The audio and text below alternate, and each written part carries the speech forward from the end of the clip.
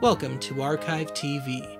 This is our pilot broadcast, and you are our test audience. We hope that in the future we can provide everyone with a truly cutting-edge interactive television service at a reasonable price. To interact with our programming, please use the number pad on your computer keyboard when prompted. Once again, thank you for joining us at Archive TV. Programming will begin shortly.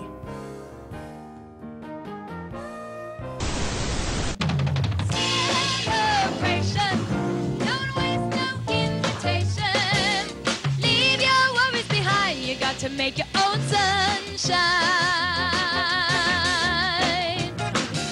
Whenever the day is bringing you down and nothing's going your way, just turn it around. Don't let the world upset you. Get your best, and what does it get you? Life is a celebration.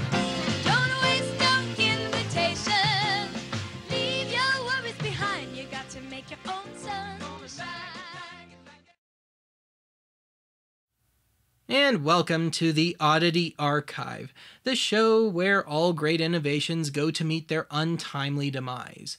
Albeit not necessarily on purpose, it just seems to work out that way, for some reason. Anyway, today's episode might give you a little case of whiplash, because as always we're going to be looking back, but we're also going to be looking forward. So with that, today we're going to take a look back at the early interactive cable TV service QUBE. And we're going to be looking forward to my taking over the world with my very own interactive TV service, Archive TV. Great idea. I've had a TV set in my house for years, and it's been talking at me, and I haven't had a chance to say anything, and now I've got a chance to talk back to them. Around 1976, the chairman of Warner Communications went on a trip to Japan and became fascinated with his hotel's closed-circuit TV setup. With that, he began thinking about how a similar setup could possibly deliver movies, particularly Warner Brothers movies, Natch, to people on demand. Upon return to the States, a group of entertainment executives were brought together to see how such an idea could be executed. Upon further research, it was found that perhaps the idea of telling your TV to quote-unquote rent a movie was just the tip of the iceberg. Emboldened by this new concept, Warner brought on Pioneer Electronics to develop a controller that not only would allow this new pay-per-view concept to work, but also provide an opportunity for viewers to potentially interact with programming.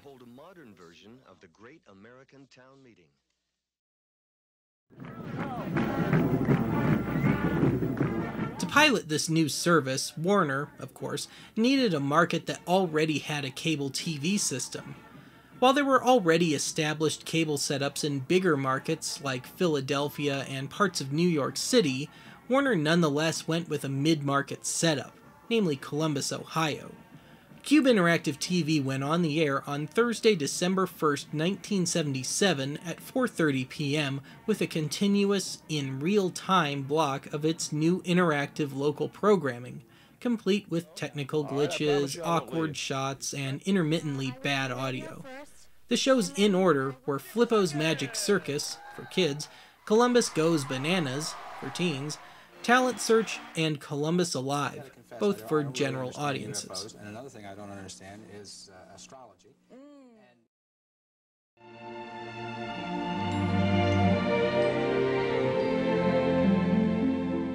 In addition to the regular shows, you also had Teletext Channels including a TV guide, a news ticker, a weather channel, a community calendar, and, as a major novelty, a channel devoted to price comparisons on standard food and drug items at area grocery and drug stores. Also on P4 today, West Side Story, one of the best Broadway musicals of all time. As I mentioned earlier, QUBE was a pioneer in pay-per-view. However, unlike subsequent pay-per-view setups, you didn't call the cable company or order a program via your remote control. You could watch the first 2 minutes of a movie or event for free, and if you decided to continue watching, you would just be automatically billed. If you happened to tune in after the grace period, you'd simply be greeted with a blocked channel notice. No harm, no foul. In addition to movies and such, you could take community college courses via pay-per-view as well, but alas, no footage of this has surfaced.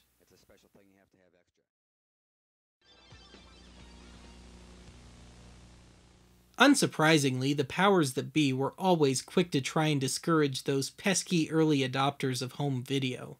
Of course, it worked perfectly.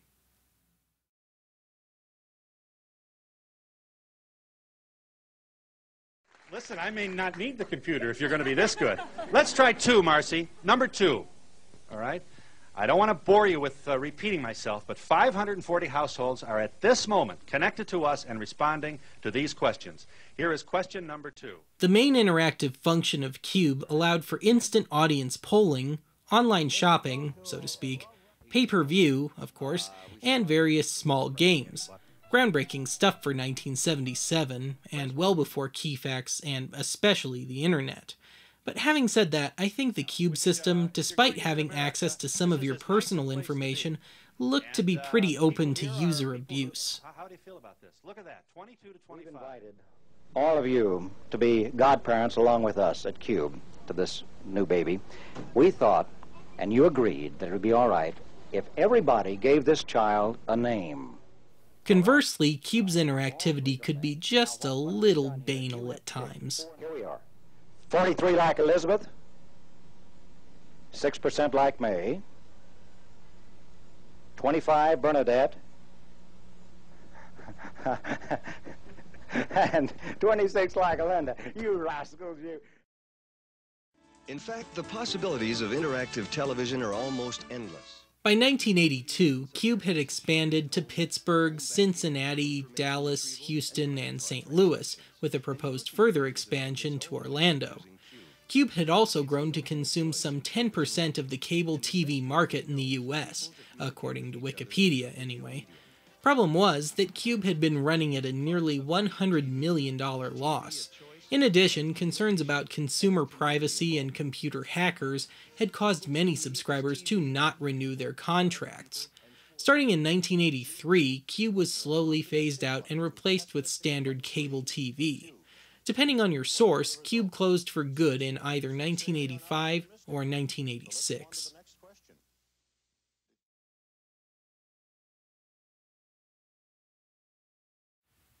Now, before we get started taking a deeper look into the interactive programming on QUBE, I figured maybe we should test out our own interactivity here at Archive TV. So, what I want you to do is type in the words Snuffleupagus Pantagus on your computer keyboard right now. Then I'm going to ask you a question, and what you're going to do is you're going to hit the corresponding number to the answer that you want for the question that I ask. Couldn't be simpler! So anyway, here we go. For all you archive regulars out there, on the old overnight pay TV service Telefirst, how long did each night's broadcast usually last for? Press 1 for 2 hours, press 2 for 4 hours, press 3 for 6 hours, or press 4 for 8 hours. And when you're done holding down your key for however long, let me know, huh? Just kidding.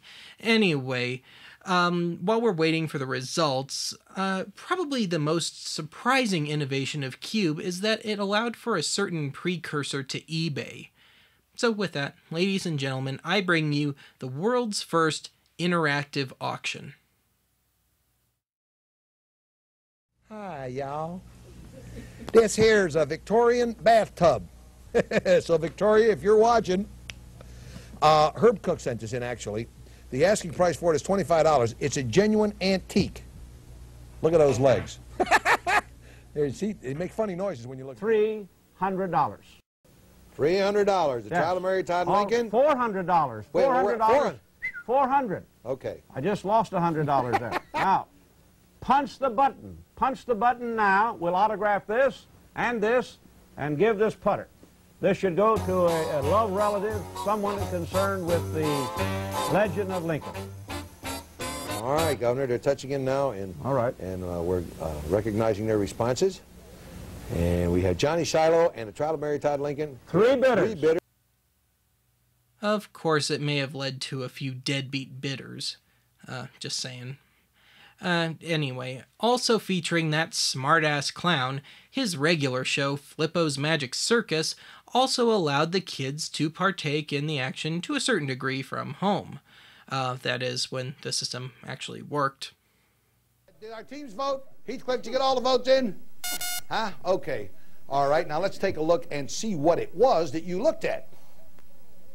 Well, we're going to widen out.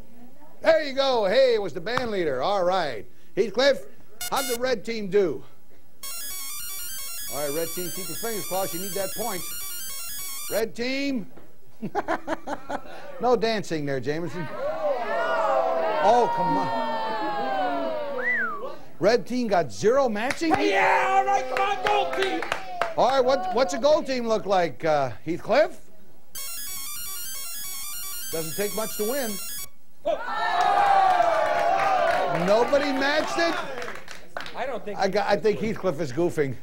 Heathcliff, are you all right? Remember what I told you yesterday? You blow it, no 3-in-1 oil again. Speaking of audience participation, let's take a look at the results to that first question, huh? Okay. Well, let's try that again. Talk about deja vu. Okay, I got one. What was the name of the BBC's teletext service? Press 1 for CFAX, press 2 for KeyFax, press 3 for BBS, or press 4 for don't press 4, you frickin' idiots, this is a gimme. Anyway, while we're waiting, again, remember Stairway to Stardom? Of course you do! I swear, I'd bash his brains against the goddamn radiator!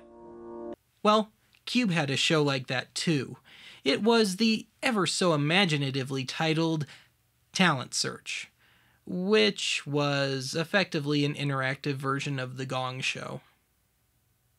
Ladies and gentlemen, QUBE's very own showbiz prodigy, Larry Odebrecht. On top of spaghetti, all covered with cheese, I lost my poor meatball when somebody sneezed. Keeps you a virgin on my mind. It's not clinging to the rocks and the ivy planted on their columns now that bind me. Or something. Let's something like this. All right.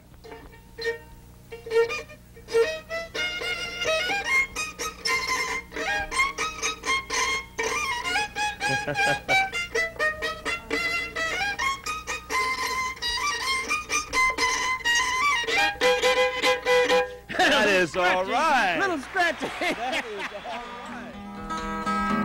right. 5'2", eyes are blue, but oh, what those 5 foot could do. Has anybody seen my gal? Turned up nose, turned down hose, floppy, yes sir, one of those. Has anybody seen my gal? Now if you run into a 5'2", all covered with pearl, diamond rings and all these things, you can bet your life it isn't her. But could she love, could she woo, could she coo? Okay, Dan Kassler. Thank you, Dan, very much. Okay, we appreciate it. Thank you. Dan Kassler, I thought you did a good job. Let's hear a big hand for him, okay? Okay, let's see if it worked this time.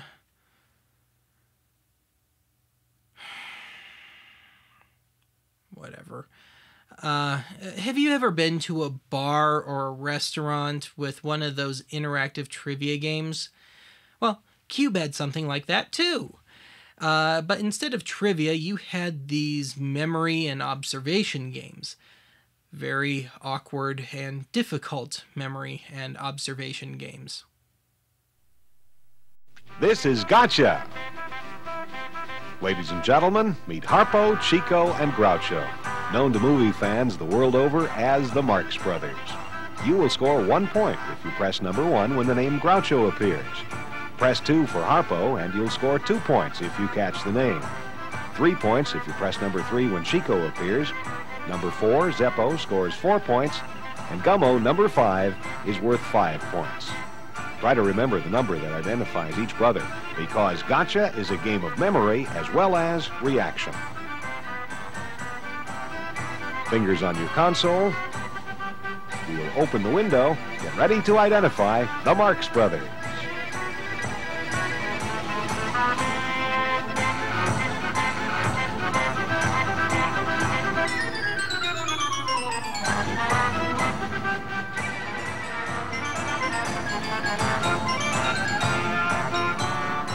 And the tension is released. Let's see how you did. Your message light will beep once for each correct answer. Each of these beeps is worth 1 point, meaning a correct Groucho. These are worth 2 points for each Harpo. 3 for Chico. 4 for each Zeppo. And 5 for Gummo. The next game of Gotcha will be a double-point sports game.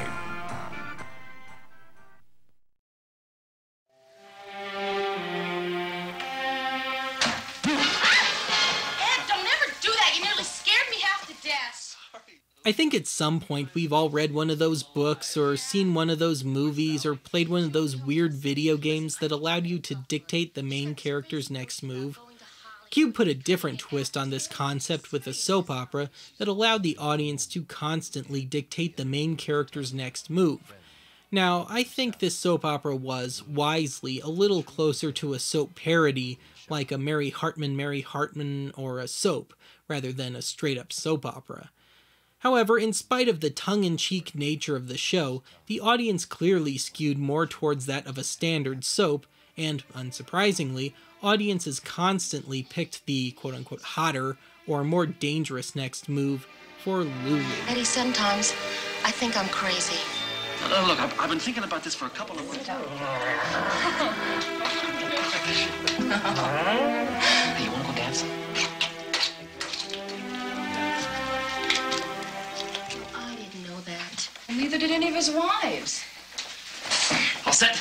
Yeah, I'm ready. Hey, Sal, can I borrow this? Sure, be my guest. I don't wear it anymore. It's out of style. Are you ready to go? Yeah, let's go. Okay. Bye, Lou. See you later, Lou. Good luck on your date. Yeah. Bye.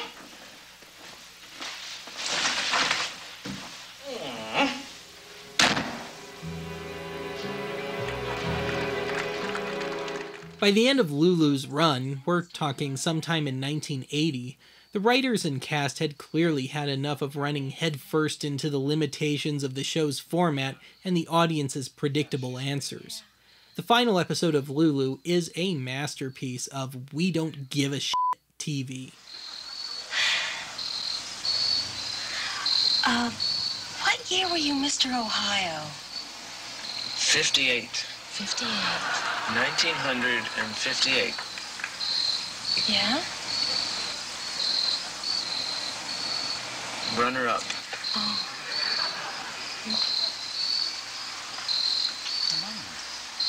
Come on, you guys. Where's the scene? You guys are supposed to be on top of these things. Wait a minute. I saw it a minute ago. It was right here. I never saw this scene. What? Well, come on. Hurry up. They're just sitting there without any lines to say. If one of you doesn't give me that scene right now... Here it is. Well, it's about time. Now get busy on that next scene. What'd you give him that for? That's the scene between Lulu and Sally at the coffee shop. Who cares? You're gonna get yourself in trouble if you keep talking to people like that. Frankly, Scarlett, I don't give a damn. Look, I'm not going to make a career out of this. When I get my caps and my nail grows back, I'm getting out of here and going to L.A. What do you want to do that for? Because I want to become an actress. An actress? In the greater scheme of things, I think that final episode of Lulu is the perfect metaphor for QUBE's bigger problems.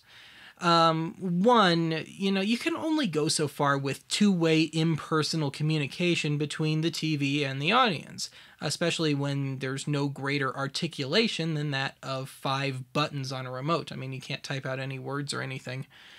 And two, people just get cynical after a while, especially when things become overly familiar, and I think that's exactly what happened with QUBE. I think people, they got cynical about it, and they either started pushing back, or they just stopped caring altogether.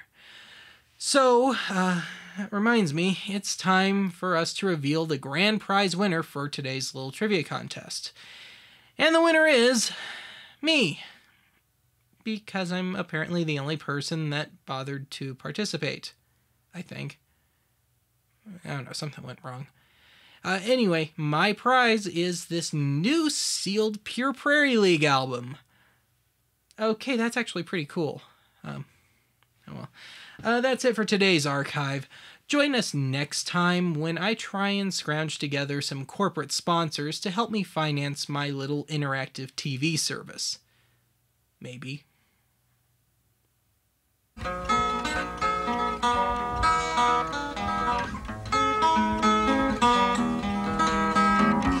5'2", eyes are blue, but oh, what those 5 foot could do. Has anybody seen my gal? Turned up nose, turned down hose, floppy, yes sir, one of those. Has anybody seen my gal? Now if you run into a 5'2", all covered with pearl, diamond rings and all these things, you can bet your life it isn't her.